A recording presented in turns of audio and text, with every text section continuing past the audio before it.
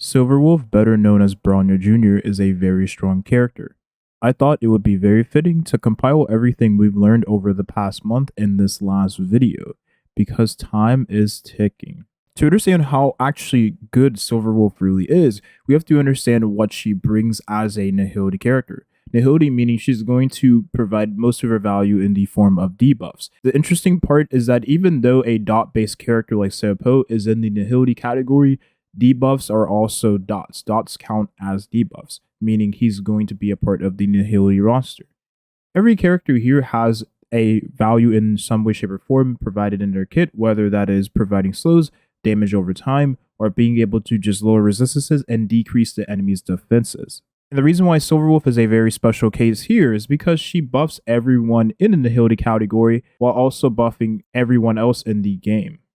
Silverwolf is a very interesting character because in the previous video we explained how she essentially fundamentally changes how the game plays. She puts a weakness from your team onto the enemy, which thus gives the enemy a weakness they otherwise than already had before.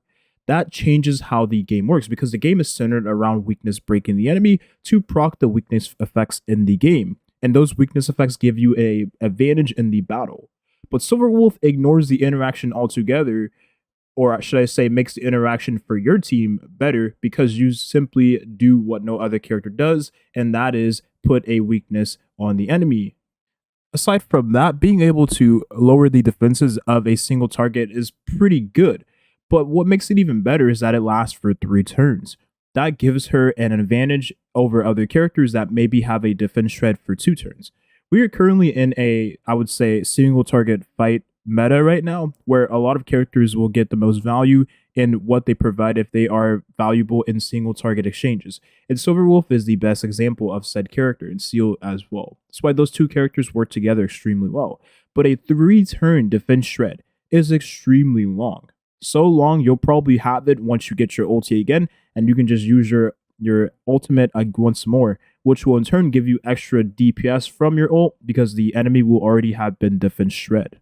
And then of course being able to lower the resistances of the enemy from every single element type in the game is going to allow her to be very flexible with any element and any character thus far and going forward into the future of the game, because lower resistances means more damage for your team. But to understand how exactly she performs in a team setting, we have to understand or look at the value she brings to each comp in the game, not only just hyper carry comps. Now, what if I told you every single hunt DPS character being put into a team comp with Silverwolf means one of 2 things? Is going to be a mono team featuring Silverwolf, or is going to be a hyper carry team featuring Silverwolf and Bronya, which we'll probably cover in a different video.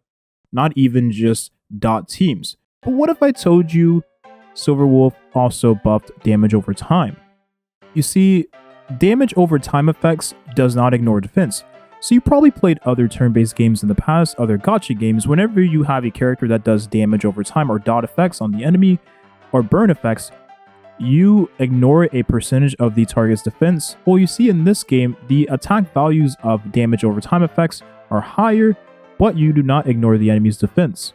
With a character like Silverwolf being able to essentially decrease the enemy's defense and the enemy's resistance, you take full advantage of being able to increase the damage the enemy takes by dot effects. You see, damage over time does much more damage if the enemy's defense is lower because it doesn't ignore defense, not mono comps, and March 7 being the free-to-play alternative to Jeopard. And then the third slot would be Pela, who is going to work really well with Yangqing and Silverwolf, and then Silverwolf would be the last character. Now, if you have all 3 of these ice characters in the same party with Silverwolf, you'll have a 75% chance of landing that weakness on the enemy. Every single team composition in the game. She is going to be your general bossing character. You will bring this character whenever you fight boss enemies. So with all of that in mind, understanding that Silverwolf buffs not only just hunt characters, but every single other type of DPS or character that wants to do damage in the game, allows there to be a variety in the team compositions you use in Honkai Star Rail. It makes the gameplay overall a lot more accessible for teams and a lot more enjoyable for the player. But we're only missing one part to the puzzle here. Let me explain. Silverwolf is going to be that last puzzle piece. If you have this character, you're able to abuse the fact that she can put a random element from your team composition to the enemy. It's not so random, but we have to also take into consideration if you have her in the team composition, you're going to either have a 50% chance of getting the quantum or getting the imaginary element. So that's why I say it's random. But in actuality, being able to take that element from your team and put that to the enemy and thus giving the enemy imaginary weakness is going to allow her to be a part of that imaginary team composition. So with that in mind, why is Silver Wolf a kind of core part of this weakness break meta? Well, you see, being able to put any weakness from your team onto the enemy is going to be very powerful going forward. And being able to do it with just an elemental skill is going to be extremely strong. If this was a part of her ultimate, it would have less value. But the fact of the matter is, she can do it pretty much at any point in the turn order, as long as she has the turn to do it. Then you will be getting a lot of value with having a character like this that allows you to bring any element you want into the team comp. You see, break effect is a very strong stat. Not only do you increase the damage that the enemy takes whenever you break their shield or toughness bar, but that enemy will be taking more damage from dots. Now, while Eidolons are overall weaker in Honkai Star Rail, the E6 for Silver Wolf actually does way more than you could imagine. Now, while Silver Wolf has some very good Eidolons, the only ones that increase her own personal damage, thus making her much more of a DPS character, or a sub DPS we could say, or maybe even a main DPS, is her Eidolon 4, which increases her damage whenever there is debuffs onto the enemy, and then her Eidolon 6, which increases her overall damage up to 100% if the enemy has 5 debuffs.